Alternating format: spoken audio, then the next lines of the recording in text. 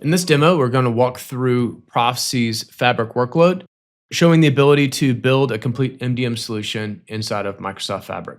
We'll start by looking at the problem, which is the ability to consume and interrogate data inside of Fabric using AI and Fabric agents. In this example, we have created a Fabric agent that is connected to some raw enterprise data, and we've asked it a basic question, which is who are our top customers by order count. And in the result that we get back, we see here that there's something missing. We know that Walmart is one of our top customers, and we don't see Walmart in that data set. We then go ask it what the total order count is for Walmart in a given year, and we actually get two different answers because we actually have multiple records for Walmart inside the data set. Now, to show that the solution to this problem is to instead query golden record data that's been curated by Profisee and published back into Fabric, and then use that data to help drive our agent and our analytics. And here you can see that we've asked that same question and we're getting a very different answer.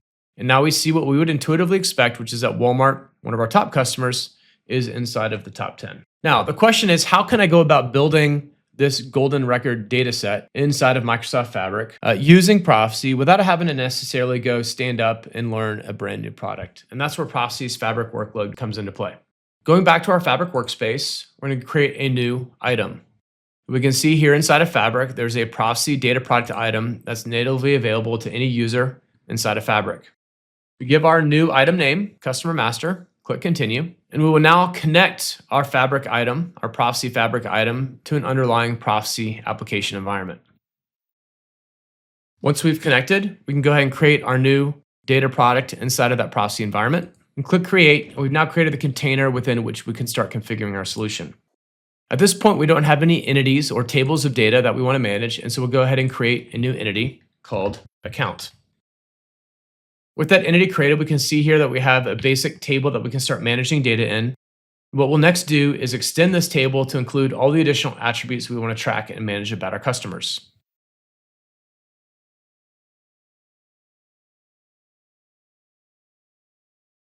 And now that we've added our additional attributes, we now have an initial data model. And if we go over here, you can see that we can actually add a new record and we're presented a form to start populating data. However, in this case, our goal is to take some bronze level data, some raw data that's already inside of Microsoft Fabric, and load it in here so we can start managing it. To do that, we will create a new integration strategy to import some data from our Fabric environment. We'll pick our connection to our Fabric warehouse. We'll give our strategy a name. We'll select our account entity that we want to load. We'll then select the data set that we want to load into Profisee. We'll pick the user we want this to run as, and we'll go through a quick exercise of mapping the source columns from our data set into the new entity that we defined just a moment ago. With that complete, we'll save our integration strategy, and we're now ready to start importing some data. Go ahead and execute this strategy. We'll get a notification that it's running. And as that completes, we can go look at our new entity. We can see now that within a couple minutes, we've been able to both model out our data as well as load this entity with some new information. Now, in our organization, tax ID is a really important attribute for managing accounts. We see here that we have a number of attributes that are missing their tax ID, and this represents a data quality issue that we'd like to proactively correct. To catch these issues going forward, we can go ahead and create a new data quality rule. Go ahead and select our account entity. We'll select our tax ID attribute. Go in here, we'll quickly define a data quality expression that says that our tax ID cannot be blank. Give it a human-friendly description. Save this new data quality rule. We can then run our new rule. This will evaluate all the existing data in the system based off that new rule. And now we come back, we can see that our records that are missing their tax ID are flagged. If we open up one of those records, we can see where that data quality issue is. We can go ahead and specify a correction for that. We can see that that data quality issue has now been resolved. We can see here that we in fact have no data quality issues across any of our data elements. And we actually have a full paper and audit trail of all changes made. So we can see when this record was initially populated, what those values were populated with. We see that the change that I just made to populate that tax ID. So now we have a way of catching and fixing data quality issues.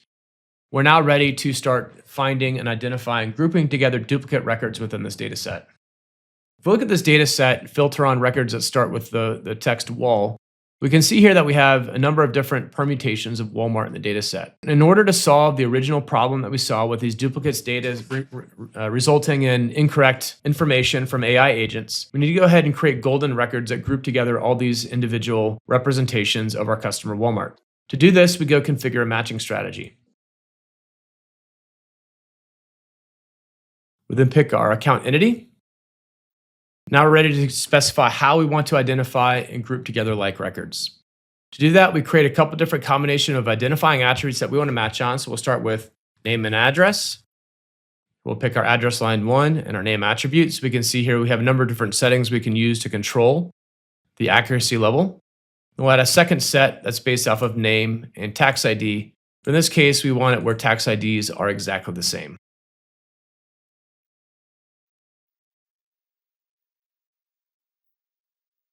We'll then define a survivorship set. Survivorship controls how we populate golden records that we form. For simplicity here, we'll just pick all attributes for survivorship.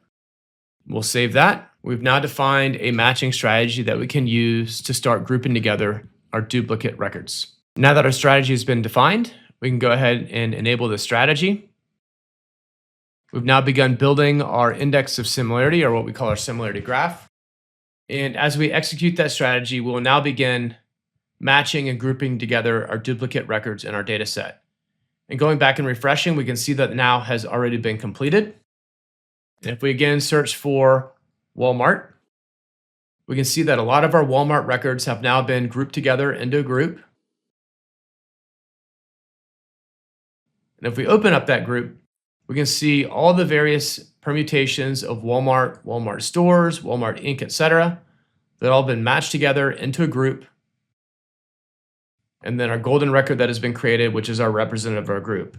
And it's this information that we need to then support the business questions that we were asking at the beginning of this demo.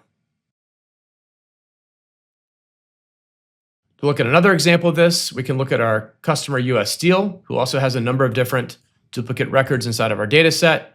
Here we can see that US Steel has a number of different ways it's represented with various match scores. We can drill into the details of the underlying match score to understand why these two records match together. With this work complete, we're now ready to publish this better data, including our new golden records, back into our Fabric OneLake, where it can then be leveraged by AI agents inside of Fabric to answer business questions.